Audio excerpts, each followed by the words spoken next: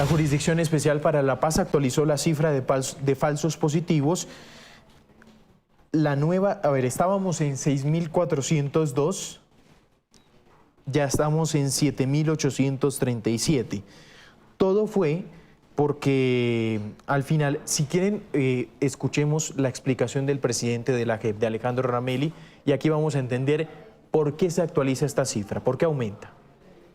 Se cruzaron, por ejemplo, las bases de datos de la Procuraduría que no estaban inicialmente y todos los informes que se recibieron de las víctimas, que fueron casi 1.000. Entonces, toda esa información no hizo parte de la cifra inicial. Entonces, cuando ya tomamos todos los informes de las víctimas, más lo de la Procuraduría, más ampliamos el periodo desde el año 90 hasta el 2016, pues se ha venido incrementando. Bueno, ahí estaba entonces la explicación del presidente de la JEP. Efectivamente se amplió el rango, pero también se cruzaron otras bases de datos que son los dos factores principales para que esta cifra hoy aumente. Jacqueline Castillo es la presidenta de Madres de Falsos Positivos. Doña Jacqueline, gracias por estar con nosotros. Un gusto tenerla aquí en Noticias Caracol. Gracias, Juan Camilo. Muy buenos días. Bueno, señora Castillo, ¿ustedes cómo reciben esta nueva declaración de la JEP? En realidad que para nosotros no fue como una sorpresa nueva, porque nosotras ya veníamos hablando de más de 6.402 crímenes de lesa humanidad. De hecho, el parque que se está construyendo ahora mismo tendría ese nombre de más de 6.402 razones para no olvidar, así que pues no nos tomó por sorpresa. Por el contrario, en realidad avalamos el gran trabajo que ha venido haciendo la Justicia Especial para la Paz, porque esta cifra inicial de los 6.402 abarcaba el periodo del 2002 al 2008 y ahora pues ampliaron unos años más para atrás y unos años después del 2008. Por eso esta nueva cifra de los 7.837. Y sabemos que van a seguir en aumento porque hay varios departamentos que no quedaron incluidos en esas regiones que priorizó la JEP. Así que esta cifra, y lo han dicho varios de los comparecientes ante las versiones que han dado en la JEP, que son muchos más de 10.000 casos de ejecuciones extrajudiciales. O sea, esta barbaridad puede subir, puede aumentar. Correcto, correcto. Sí. Sabemos que ¿Qué son departamentos nos incluyeron, señora Castillo? Por ejemplo, el Putumayo no está incluido dentro de esta región. No recuerdo cuáles los otros departamentos, pero sé que son varios que no están incluidos en estas 6 regiones que priorizó la JEP. Si usted georreferencia a Putumayo, ¿es porque tal vez le han llegado denuncias o madres que buscan ser reconocidas en medio de su dolor allí en ese departamento? Correcto, y de hecho hay madres todavía en Soacha que por temor nunca denunciaron y siguen buscando a sus hijos. Ellas dicen que totalmente están seguras, que también son casos de falsos positivos y aún siguen buscando a sus hijos. Así que esa cifra, yo creo que la vida ni siquiera nos va a alcanzar para dimensionar el horror que vivió el país en estos crímenes de lesa humanidad. Señora Castillo, ¿sabe un tema aquí bien interesante? Que pues hay un sector de la sociedad pues que reclama con clamor, que dicen que las cifras no son claras. Bueno, acá hay una JEP desde hace rato documentando y diciendo la cifra es clara y es esta, ¿no? Sí, desafortunadamente ha habido bastante negacionismo. Lo vimos desde el señor Oviedo poniendo en duda los falsos positivos, que eran una duda. Esta señora Paloma Valencia, que también pues, nos ha atacado de una manera revictimizante y más ahora queriendo nombrar como ministro de Defensa al señor Álvaro Uribe Vélez, pues en realidad que para nosotros eso es una revictimización y que ella dice que lo primero que haría sería acabar con la JEP. Siento que este trabajo que ha hecho la JEP tan importante para esta sociedad y para este país, de conocer la verdad y de en algún momento vamos a llegar a conocer el verdadero responsable, que todavía falta por caminar, pero la JEP sigue avanzando en este proceso y llegaremos en realidad a los generales que son los verdaderos responsables de todos estos crímenes. Son 1.435 casos más, ¿no? En total los que se están reconociendo. Estábamos en 6.402 la cifra y ahora en 7.837. Estas eran 1.435 madres que no habían sido reconocidas en medio de su caso, señora Castillo. Estaban las denuncias y hay muchas Claro. denuncias hechas, pero como hay muchos de los cuerpos que no se habían encontrado, y ese es uno de los grandes trabajos que ha venido haciendo la JEP en compañía de la Unidad de Búsqueda de Personas Dadas por Desaparecidas, donde han encontrado los cuerpos, más las versiones importantes que han dado algunos de los comparecientes, que ellos mismos han contado dónde están los cuerpos de los muchachos. Sí, señora Castillo, en todo esto también se amplió el rango, 1990 hasta 2016. Es decir, ¿desde 1990 hay falsos positivos? También tenemos ya en conocimiento que incluso venía mucho más tiempo atrás, desde el 1983 viene el tema de los falsos positivos. Esto en otros gobiernos, es decir, lo que demuestra este rango es que los falsos positivos se presentaron en más gobiernos. Correcto, obviamente una cantidad mucho menor, casos muy aislados, y pues el pico más alto fue entre el 2002 y el 2008, donde arrojó esa cifra de 6.402. ¿Esto qué arroja en cuanto al patrón de conducta, señora Castillo? ¿O qué le dice a usted? Es decir, que esta idea de ejecuciones extrajudiciales venía desde mucho antes y continuó mucho después. Pues todo lo que hemos visto ahorita en las versiones incluso de algunos integrantes de grupos armados y de paramilitares ante la JEP, donde ellos han contado cómo habían nexos claros entre ellos con el ejército, pues nos estaban vendiendo una seguridad falsa de que tal vez estas personas estaban para cuidar la vida de los ciudadanos, y era totalmente falso. Y se siguió aumentando. De todas maneras, pues el aumento también se incrementó al ofrecimiento que hubo de Estados Unidos en el Plan Colombia 2020 para acabar con la guerrilla, así que pues eso representaba mucho dinero al Estado, y como diera lugar, el Estado tenía que dar excelentes resultados. Claro, señora Castillo, ¿qué implica, y expliquemos un poquito el procedimiento y las consecuencias, qué implica que a una madre le reconozcan la JEP su caso? ¿Cómo esto? Para nosotras lo más importante en todo este largo proceso es que logramos demostrar que nuestros familiares no eran guerrilleros. Creo que lo más importante, y haber demostrado que fue el ejército que los asesinó y los presentó miserablemente como guerrilleros dados de baja en combate. Y que de todas maneras sí fue una práctica sistemática bajo una política de Estado. Claro, pero para esa madre, para la historia de su hijo, ¿qué implica esto también, señora Castillo? ¿Por qué, Pues por qué es importante? Digamos, usted me habla, sí, del tema sistemático, pero en particular para las madres, ¿qué significan que digan, sí, usted estaba, el caso de su hijo fue en 1992 o en 1993 o en 2014 o en 2013? El caso de su hijo reconocido por la JEP fue un caso de falsos positivos, que es lo que están diciendo aquí, ¿no?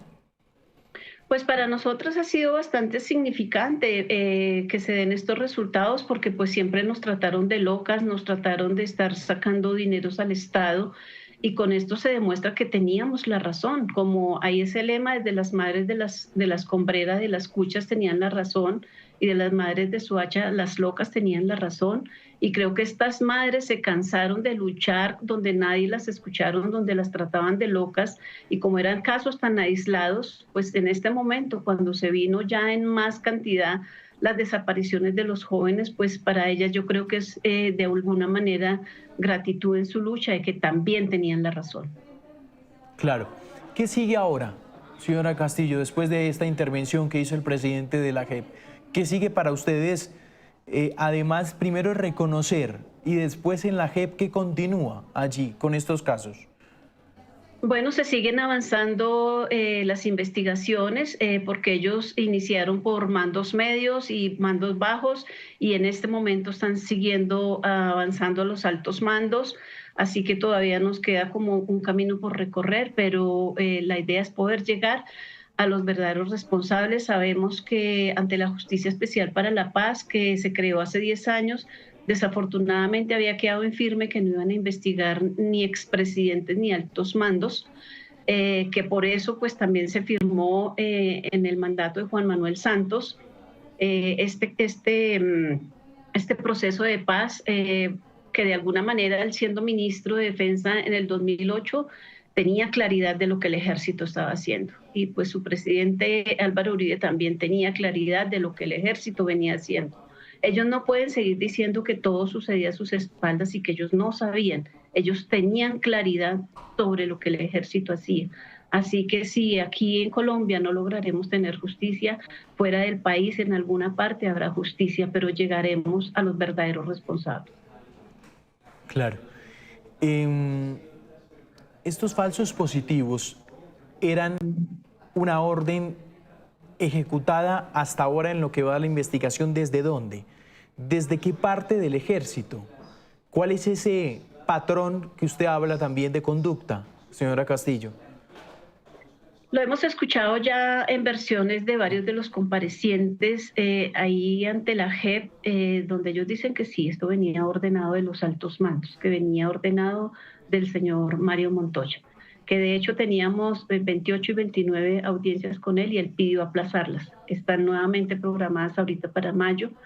Y falta que ellos en realidad aporten su verdad, que reconozcan que fueron hechos reales, que fueron ordenados desde su comandancia, y que fuera de estas versiones que dieron ante la JEP, que hemos tenido encuentros con algunos militares en otros espacios, ellos dicen que sí venía ordenado del comandante general, que era Mario Montoya, que él pedía ríos de sangre. ¿Aquí faltan responsables, señora Castillo? Sí, faltan responsables, y por boca de uno de los militares con los que hemos tenido encuentros, también habla que probablemente los altos mandos nunca van a reconocer la verdad porque ellos firmaron un documento que se llama la prima del silencio. ¿Y qué es la prima del silencio? Mucho dinero. ¿Qué es la prima del silencio? Es una prima monetaria que reciben los altos mandos. ¿Esa versión de dónde salió? ¿Es un militar que compareció? Un coronel que ya dio su versión ante la JEP y fue la persona que nos dio ese dato. La prima del silencio es que les pagaban, pero les pagaban durante el proceso de la JEP o desde ese momento para que nadie hablara. Ellos tienen legalmente esa prima ya establecida y pues sigue recibiendo ese beneficio. ¿Y se llama así? Se llama así, la prima del silencio. ¿Es una prima institucional? Ajá. Es la declaración del coronel, lo que ustedes se basan en la declaración del coronel. Eso fue lo que nos dijo el coronel, que probablemente por esa razón, porque eso les representa mucho dinero y por esa razón los altos mandos, los generales, nunca van a decir la verdad. Muy bien. Pues es Jacqueline Castillo, la presidenta de las Madres de Falsos. Hay una historia, Jacqueline, recordémosle a la gente. ¿Estos jóvenes eran esencialmente qué? ¿A qué se dedicaban? Estos jóvenes que lamentablemente cayeron en estas ejecuciones extrajudiciales. Desafortunadamente muchos de estos jóvenes tenían problemas de adicción, estaban sin trabajo, pero también habían muchos jóvenes que hacía poco habían prestado servicio militar y andaban buscando trabajo. Y yo creo en verdad que la cifra nunca la vamos a conocer porque se llevaron mucha cantidad de habitantes de calle. Y muchos de estos jóvenes, tal vez sus familias ni siquiera los estén buscando, pero fue una gran cantidad y dicho por los mismos militares, ellos se llevaban muchos jóvenes habitantes de calle. Pero esto es bien interesante. ¿Qué la hace pensar que eran muchos habitantes de calle? Mi hermano personalmente, tristemente, él estuvo como habitante de calle y fue una de las personas que fue engañada con falsas promesas de trabajo y se lo llevaron y lo presentaron como guerrillero dado de baja en combate. ¿Usted tiene más familiares víctimas o eso es el caso de su hermano? Solamente mi hermano. Claro, ¿y ustedes vivían en Soacha? Nosotros, el caso nuestro fue aquí en Bogotá, él desapareció del sector de Cafán de la Floresta.